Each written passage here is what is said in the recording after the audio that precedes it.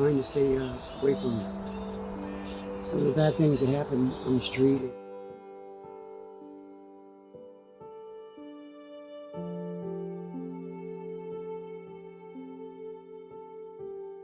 It's not just people who want to fight the system, who don't want to respond to the system. I have seen folks who came out from another state in the hopes of a promise of a job that didn't actually exist when they got here.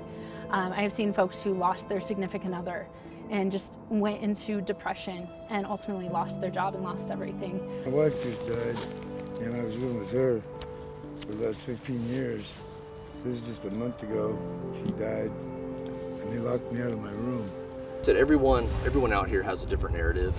With Doug's case, he recently lost his wife and then lost his housing. So, like I said, he's fairly new out here. He was, already on fairly kind of rough times, and now he's, we just got, he's almost probably to the rock bottom. We need to try to pick him up where we can, get him back into the resources and connect him back with his family. If you are truly experiencing homelessness, you have no income usually, you have no home, you usually have no family or friends, it kind of takes a lot to get to that place where you have no one you can rely on, and you're in a state of homelessness and dependent on the community to help you. And a lot of times it's simple little fixes, just like an ID card sometimes, enough to get a job, or maybe just some sort of treatment or something like that. And we have these resources in the community.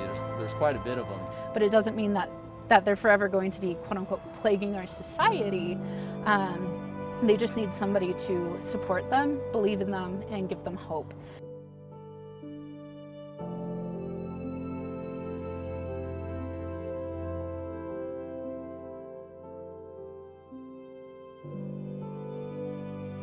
There's always going to be people without homes. Something is always going to happen in life that causes us to lose everything.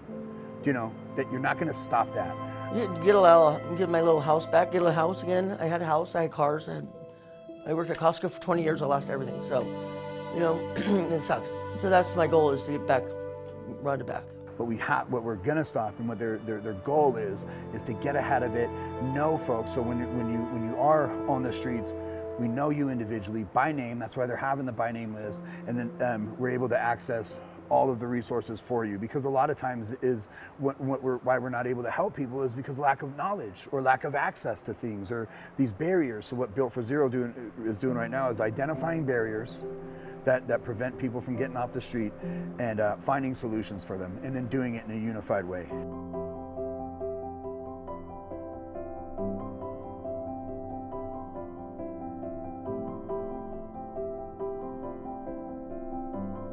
Homelessness does not just affect individuals, it also affects families, and so having a broad range of partners in our network is crucial to our success.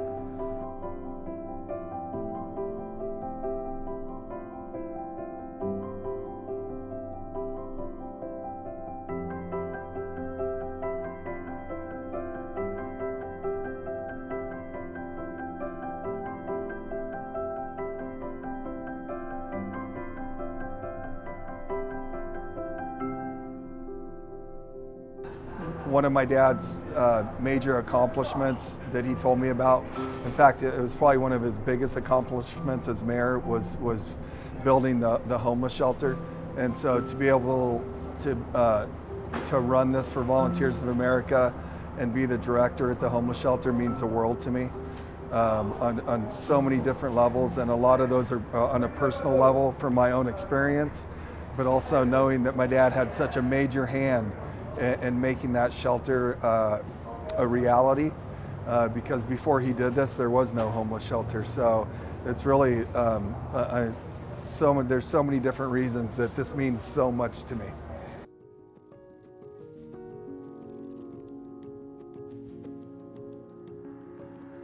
You have to learn what the story is for each individual. And if you don't learn the story, you can't change the story. I think this will be successful because every single person I work with on campus truly cares.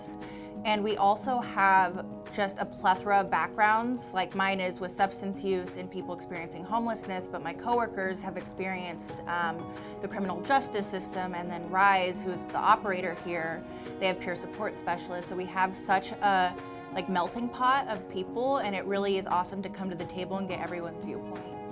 I will say that we have had great success. You know, our family shelter, we are at, I think, 75% right now for successful move-outs, and that means successfully transitioning out of our place into something that they can sustain. My goal is to be a better person and to achieve a better job and to know that my kids are okay.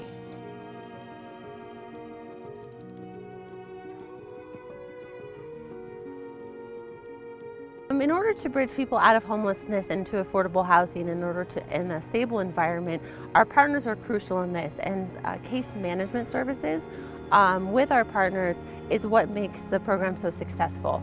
Over my time here, I've seen numerous families move off of our programs, buying their own homes, graduating with college degrees, and it's really fun to see those successes, and that's what drives our passion for working in this community.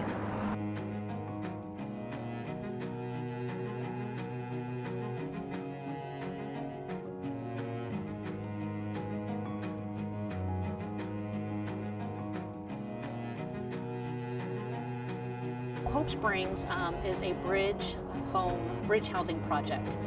Bridge housing is, when you look at the spectrum of housing, you've got homelessness, bridge housing, temporary housing, and then you move on to more permanent independent housing. So we have 30 tiny homes. They're about 96 square feet each, about 8 by 10. This whole property here was donated by the city, and it's 0.92 acres. So it's really phenomenal that we were able to put a 3,200 square foot community center, 30 tiny homes, garden beds in each pod, dog kennels, and a dog run on site.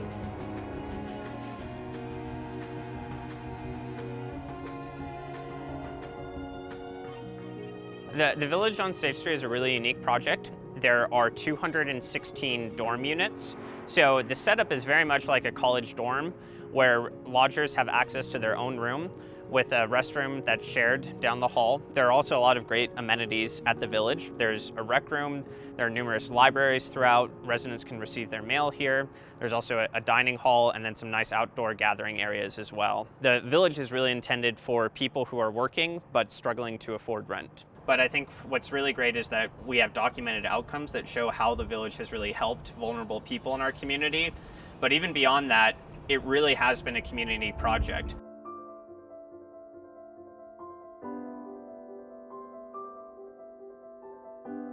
We built a box, we put all those things in it, and the idea was that we fill it. But what we found is where we placed it, just the people started filling it. We're like, wait a minute, what if you created this reciprocal relationship from those who need and those who can give without too much, you know, it doesn't take much. Just put something in a box or just walk by and grab something. So it created a simple platform for people to give and then for people to access things. And then, I think because it also gave the folks purpose, it grew because it's bigger than just boxes. It's about a culture of giving. A community is just a structure of belonging, right? And if you give somebody access to belong, then they'll take it and it'll tighten the community up. And so it grew in 2 years. The project grew in 2 years from 1 box in September 2018 to 40 boxes in Northern Nevada right now.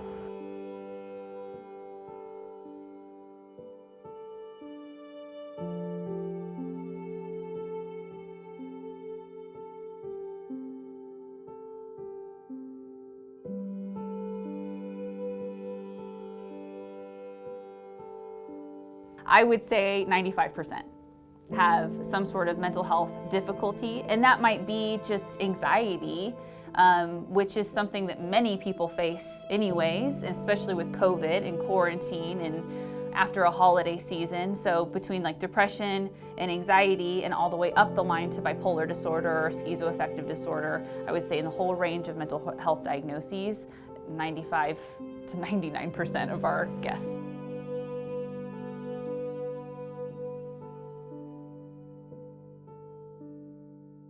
I did not know how to stay clean. I went into treatment centers, recovery houses, but it wasn't until I was willing to do the work on my mental health piece and my addiction. And that's why I love working here, because we do not stay clean without dealing with that mental health. I've done 8 programs before, and the difference is they never gave up on me. They were always there to help me. They were always there to coach me and guide me and teach me a way to be a normal human again, how to be emotionally attached to people, how to live a life.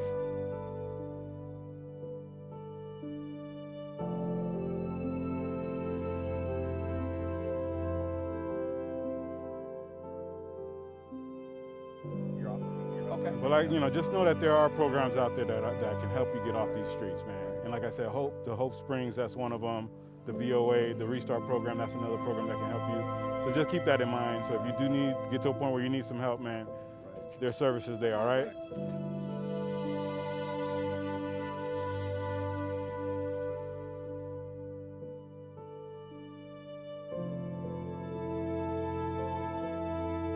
We do a RENO Works program, and those are people that have been in the shelter and they decide, they're trying to, go forward. And so it's a workforce program. They do financial training, a variety of different things. They work with city staff in the parks to clean up the parks. They do a dress for success, mock interviews, and then we have a big graduation, and most of those people have left the program into permanent employment and then into an apartment or some other sort of permanent housing.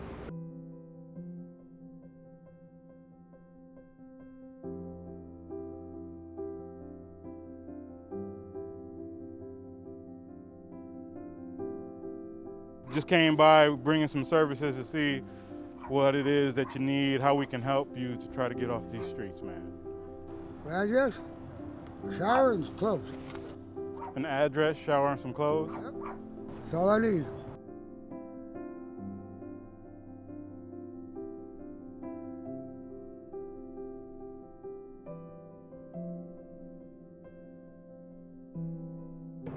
For this population, this is the population. This is like the chronically homeless population that's not too close to services. They basically need the services to be brought to them, and that's the only way it's going to work.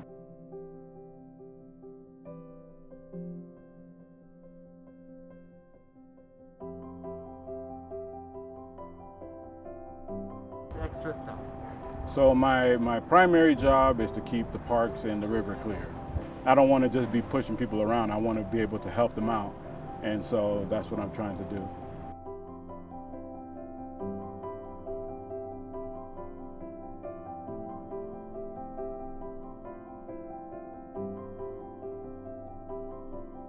In Antonio, in my tent here, one day when I moved, I was down here at the bridge and I moved down here, and Antonio came over and just started talking to me about what it would take to get off the street. So right now we're getting Mr. Oyer into the village at Sage. He was actually camping outside of Sage. And so we did a cleanup there a couple months back. And then I came across him, and he told me that he had income, ID, social security card. He had everything that he needed to move into a place, but he didn't know how to do it. I put the whole thing in place. I literally did all the footwork for him to make it easier for him, and now he's about to move in.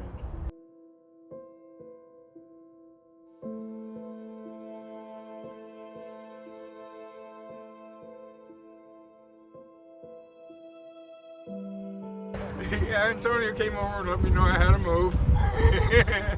And then he started helping me, started working on helping me get off the streets. I've been trying in all the ways I can.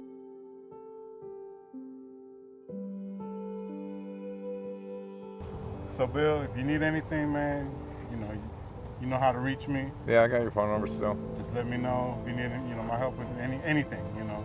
Just feel free to contact me, man. I will. All right? Okay. Good work with you, man. Good working with you too. All Thanks. right, man. Thanks for the help.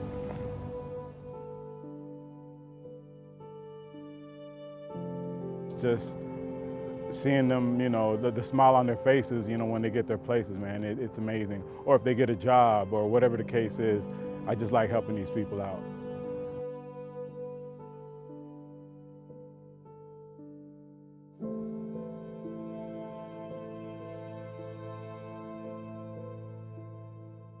So the HOPE team stands for Homeless Outreach and Proactive Engagement. And so the mission of the HOPE team is to end homelessness in the municipality. Through engagement with the homeless, we find out what they need as far as if they need drug treatment, mental health issues, medical insurance, and all of those things that causes people to go into homelessness. A lot of times it's simple as getting an ID or a social security card. Sometimes it is just getting food to them because they're starving. So UNRPD reached out to us as being, I'm an officer with Sparks Police on the HOPE team.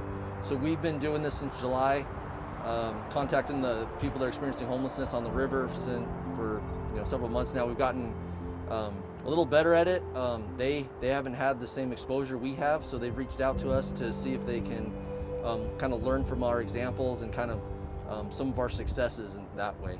With Sparks Police on the HOPE team, so we work on the other side of the river, but we are working collaborative with UNR. We're all going to be around here, maybe in Washoe County might come down from time to time as well, but we'll all talk to you guys, okay? With the cleaning up and some of this, we've actually reduced a lot of calls for service. The violent crimes have dropped, even person on person in the communities out here in these camps. Even some of them, there's been trafficking victims we've gotten a hold of and got them back with the other units and able to save them. We've reunited people after 35 years with their family. Had no idea they were still around. There's a lot of stuff, so it's very rewarding. It's a different kind of policing. Like I said, it's I don't know, you get to actually physically see the impact you have on people. And when you can house someone or a family with maybe a family with even small children or something, we've given out stuff for Christmas and things. It's just rewarding.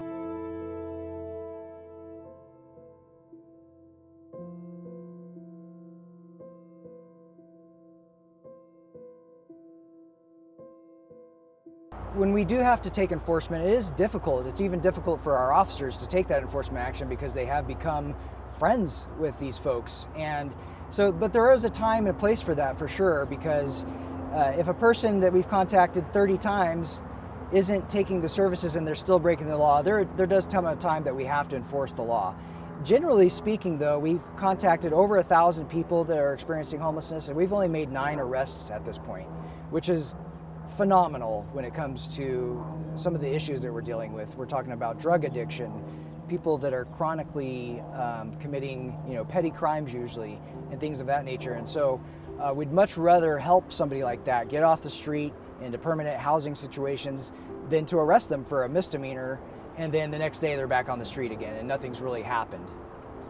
We're trying to accomplish something much bigger than that. We're trying to actually end homelessness. We're part of the Built for Zero model, which is to end homelessness, not just push it around and things of that nature.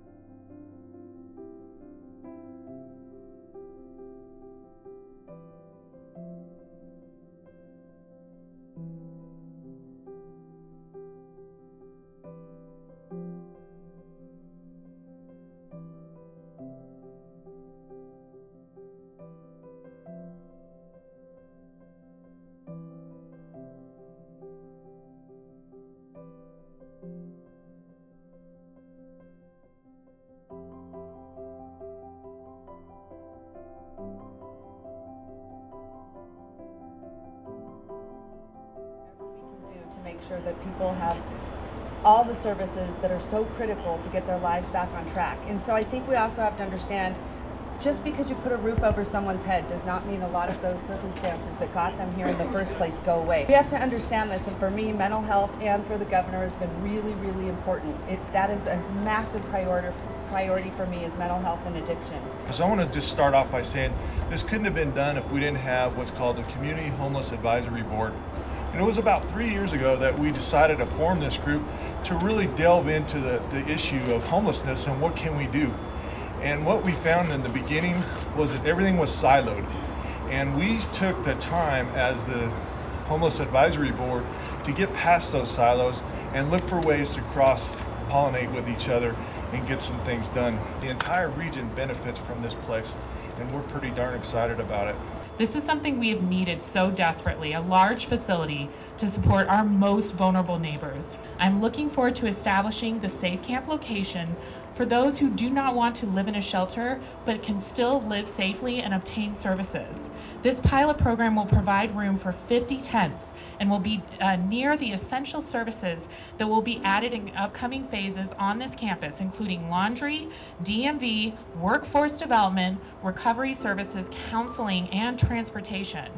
There will be on-site case managers to help with IDs, social security cards, birth certificates, employment, and housing. The county has established a model for these type of services at our Women's and Children's Shelter, Our Place, and have been able to help these community members obtain housing in 6 months after going through our program. So we have approved a model, and we're going to be working on that on this campus.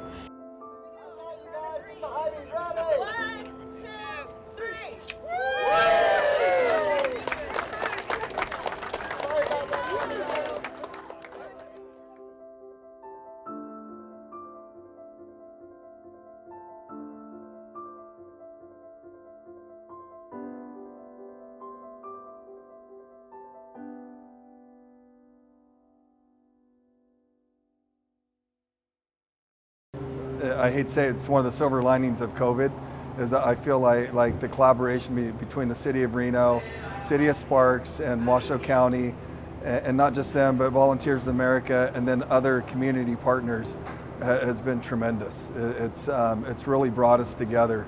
It's humbling. Some of the stuff we come across every day is things we take for granted. I think I'm humbled every day, really. I don't know really a better word. You see some great things happen and it makes you feel good in your heart. And then some other things, it makes you feel sad. So we just keep plugging ahead and hope that we can, make some changes and keep people safe off the streets. What's going on now, that there is a sense of urgency and people are starting to lean in. We're starting to see the value of growing people, and we're starting to understand the value of collaborating and working together. That's what the whole CHAB indicates, that. Built for Zero is painting that. And the fact that Sparks is leaning in and doing this H.O.P.E program, that's a big deal, right? Most folks aren't doing that. They're actually redefining how they approach and deal with things. And RENO's leaning in and they're doing that too. They have a whole squad of folks that are officers that are on the street just to deal with community issues like that. And so people are leaning in and we're doing new stuff and we're trying new stuff and we're holding space for not succeeding and then just trying again. And they're just, I believe that this is where we're supposed to be at. I believe that we're exactly where we're supposed to be, and we're actually here. We're moving to a solution, and that's the most you can ask for.